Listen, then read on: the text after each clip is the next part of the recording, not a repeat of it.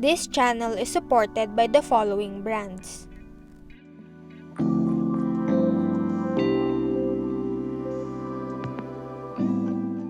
Hi, I'm Nico and welcome to my channel. Around 3 months ago, I made a poll asking you guys if you wanted to see me customize a third-party kit. And safe to say the answer was yes. You specifically also wanted a Gundam Mark II. So, I searched for the cheapest third-party kit that I could find, and this was the closest to a Gundam Mark II that was available. So, for today's video, we're going to customize this $4 kit and try to make it look a bit better. I have never built a kit from this brand before, and I'm not even gonna try to pronounce its name, but I think considering how cheap it is, that it's one of those knockoff brands that is not molded nicely and like there's a lot of seam lines and stuff. Also, I figured that the plastic is softer than Bandai's, so I was a bit worried if I can scribe on this thing. If not, I will just add plate on all the armor pieces, then scribe on top of it. The plastic also seems to have some kind of texture on it, so I have to sand it all off, and the pits and sinks on this thing are next level. It's so bad that some of it can pass as rivets, and sometimes when you paint over those, it can be hidden, right? But for this one, you really need to use some putty. It's actually a surprise, but this kit is not that bad. It's not very poseable, of course, but the fitting is fine for a bootleg kit. I didn't have to widen pegs and stuff, although I guess it is some kind of loose in some parts, so I had to tighten with super glue. But overall, it wasn't a pain in the ass as I thought it would be.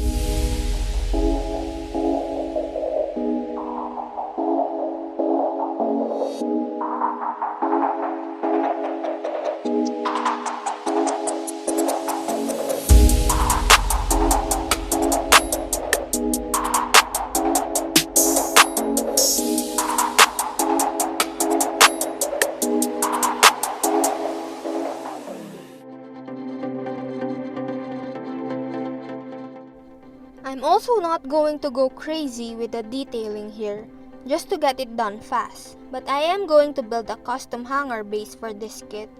The plates I'm gonna use are available on our Blue Brick shop. I'll put the link for that below. These days, I'm trying to lessen my detailing, because I've learned that if I spend more than a couple of days adding detail, I get bored of it, and then I never finish working on that kit. So, with my latest builds, I try to incorporate the mindset that less is always more. And it kinda works for me. Now, I don't spend a lot of time just working on one part, which means I get done fast and move on.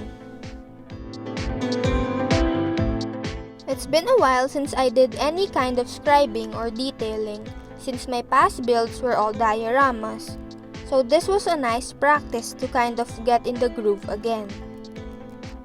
Whenever I make hangers like this, I don't usually like calling it a diorama, so we're calling it a custom base. The plan was just to make a simple base so it looks nice, and the easiest to make is a hanger base, since it's as simple as slapping plates on top of one another, and you're done. Oh, and by the way, the review for the SAB panel liners will be up soon, so do subscribe to the channel if you want to see that.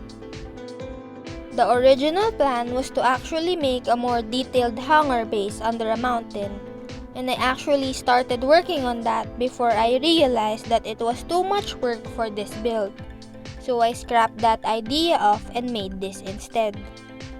I've been wanting to use this mesh material that I got like a year ago, but I was saving it for a future build. Then I realized I can always just buy it again if I ever find a kit that I want to use it on. This base isn't the nicest that I've done. There are a few mistakes, and it's just not a well thought out base. But it's just a base anyways, so I didn't pay much attention to it in the first place. This is basically just a smaller version of my previous hanger base, and I just tweaked some parts to make it look different. I also added some kind of viewing deck on the side, and I grabbed a random pilot figure and I painted that to resemble Camille Bidan. It's so small I figured that would be fine. Besides, I just added that figure to add the sense of scale.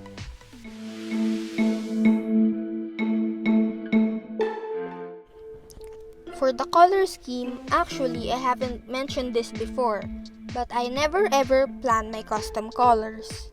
What I do is basically just stand in front of the paint shelves and get a couple of colors.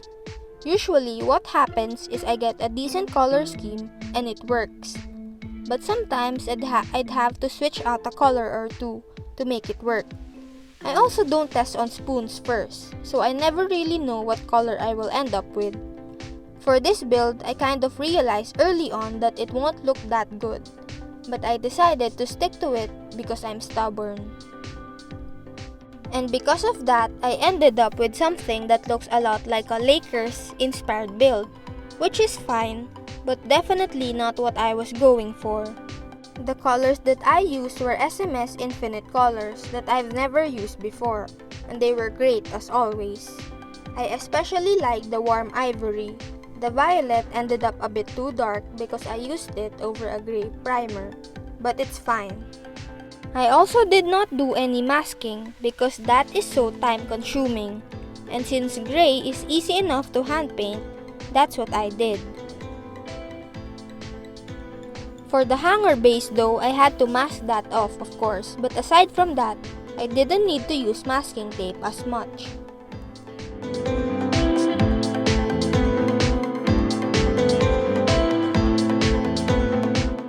For the water slides, I basically just used some random generic decals that I got, since I forgot to buy decals for this build again. That reminds me, I should buy decals with my kits now. I kind of focus a little bit more on the hanger base with the decals, just to make it look a bit more detailed.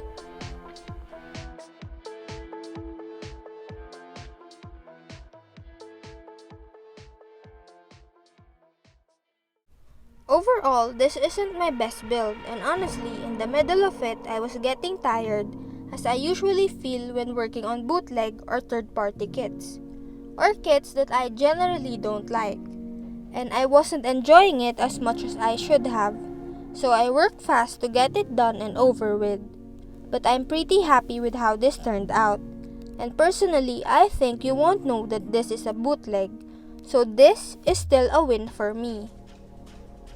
This also goes to show that third-party kits have come a long way, and with just a little love and a paint job, it will look decent enough besides a Bandai kit. Also, do let me know what you think of this build in the comments below. And do subscribe to the channel for more videos like this.